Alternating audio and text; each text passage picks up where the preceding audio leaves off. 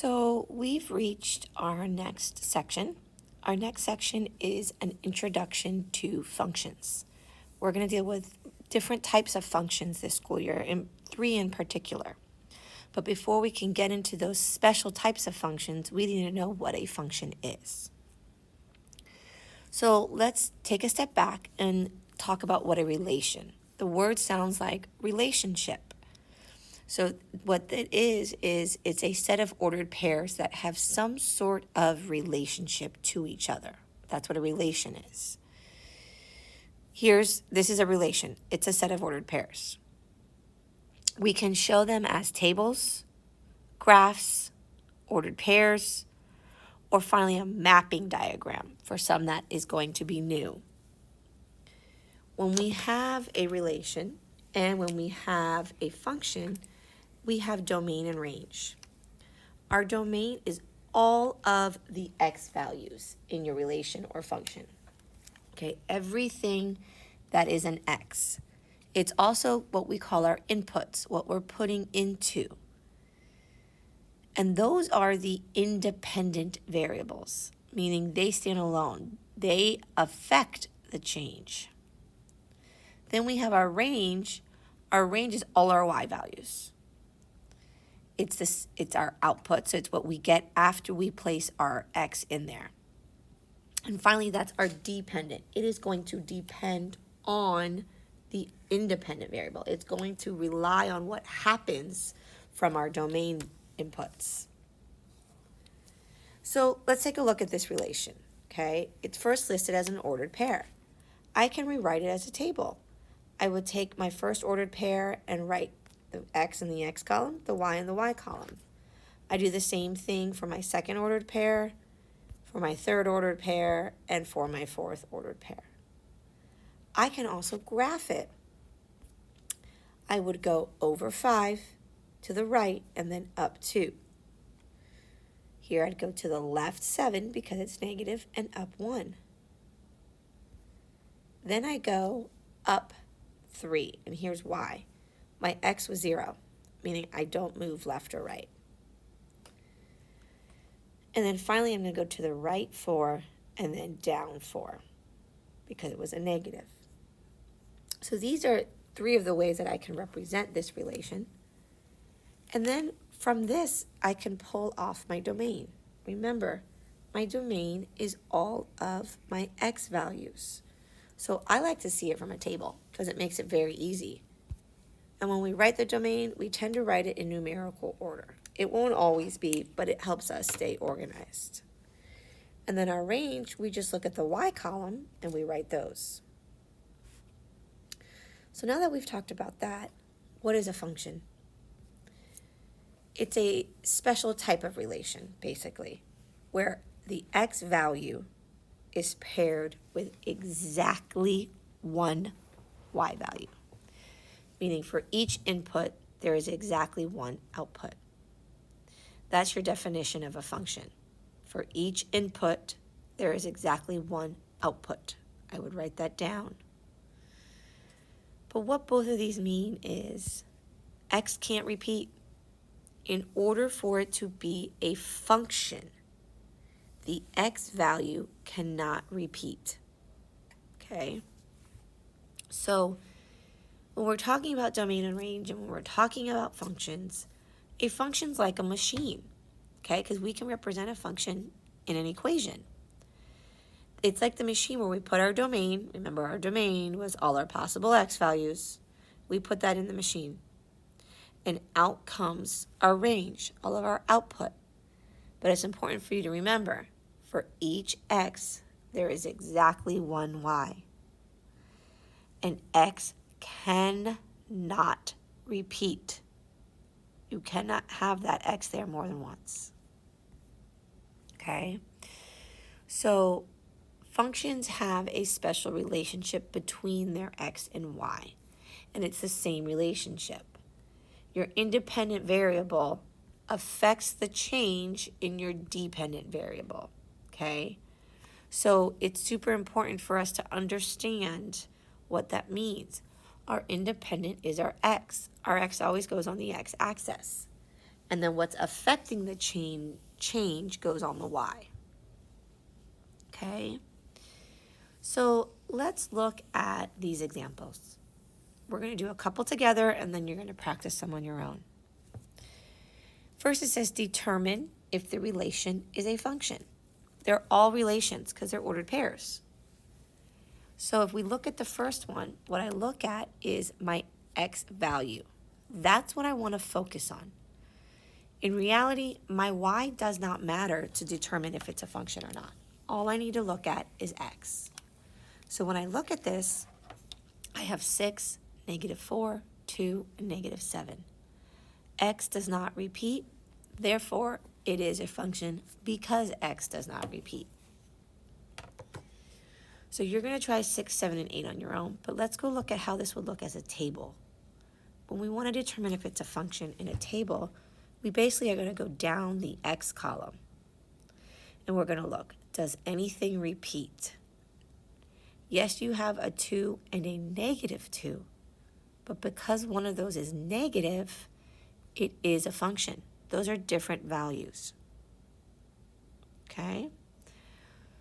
So pause and finish the rest of these right now on your own. So let's take a look. I'm going to block that out for now. So kind of ignore that little box because we're going to get to that in a minute. But remember, if we're given ordered pairs and the x value does not repeat, it's a function. So we're looking at our x's. So let's go look at example 1. But notice what these instructions say. Determine if each relation is a function. State the domain and range. So when I look at the first one, okay, I have to state my domain and range. My domain is -1, 0, 2, 3, and 5. Looking at that, nothing repeated. But don't forget to state your range. Now, notice something here. There were 5 ordered pairs, but I only have 3 numbers in my range. And that's because -5 repeated, okay, and -2 repeats. So I only have to write it once. And then we can say that this is in fact a function because x does not repeat. So pause now and do the same thing for these 3. Okay, 2, 3, and 4 is what you're going to do on your own.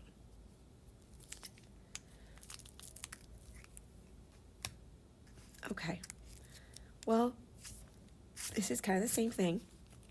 How do I determine my domain and range from a table now and determine if it's a function? So I'm going to look up and down at my x because my x is my domain. So I'm looking here. Do you see anything that repeats? The answer is yes. That 2, look at the top of the table. Okay, that is not a -2. It is a +2. So it's repeating.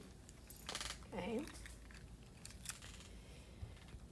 But still list your domain. It's okay that it repeats. That's why I wrote it once. Then you look at your y. Again, the y has nothing to do with function or not. But we're stating our range. So because our x repeated, it is not a function. Now the mapping diagram gets hard for some people, okay? But what you want to do, you're going to do 6 and 7 on your own, I'm sorry. But what you want to do with 8 is still look at your x. That can still tell you your domain. That doesn't change. But be careful. You only put down that x value if it has an arrow coming from it. Sometimes you'll have things in there that aren't used. That'll be more so in your y. Then I look in my y for my range, and I write them. Now what you have to look at the arrows. Is each arrow in the left, okay, on that left column? Is there only one arrow coming from each x? If there's only one arrow, it is in fact a function. That means there's only one x. So I want you to try 9 on your own.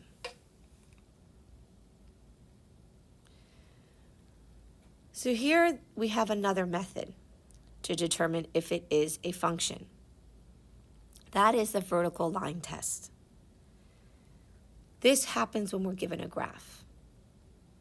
If any vertical line is drawn, vertical is a line straight up and down, okay, and it touches only one point, it is a function.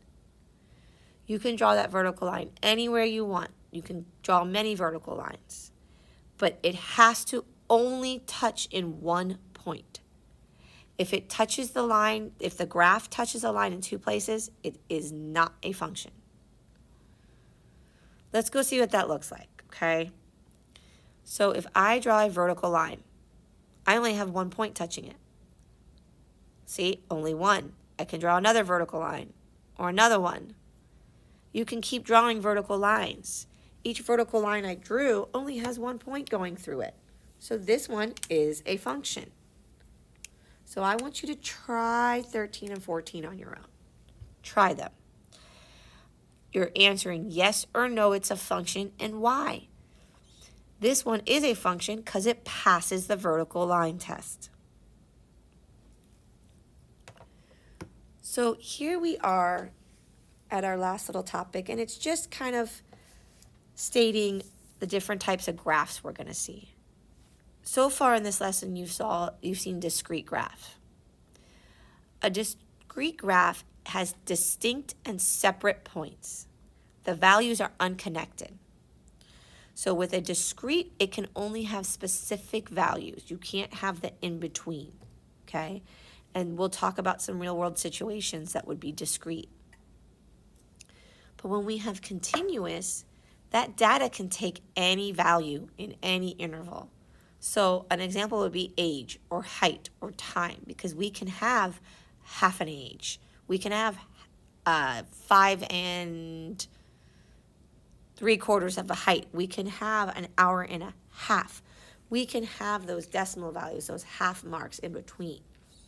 So if you look at the graph, the one on our left, so number 11, that is not a function, because if you draw a vertical line, there's 2 points. If we come over to 14, that is not a function either, because that vertical line will touch in 2 points. But what I'm wanting you to notice here, a discrete graph is set points, where continuous, it flows. There is a line drawn from one point to the next. So here's what I want you to do with these 4. 1, is it a function? I need you to write, is it a function? Then I want you to tell me if it's discrete or continuous. Okay? Be sure you answer the question. We want all of you listening and writing in extra. Those of you still listening, if you put a star at the top of your page on the first page, you will get extra credit.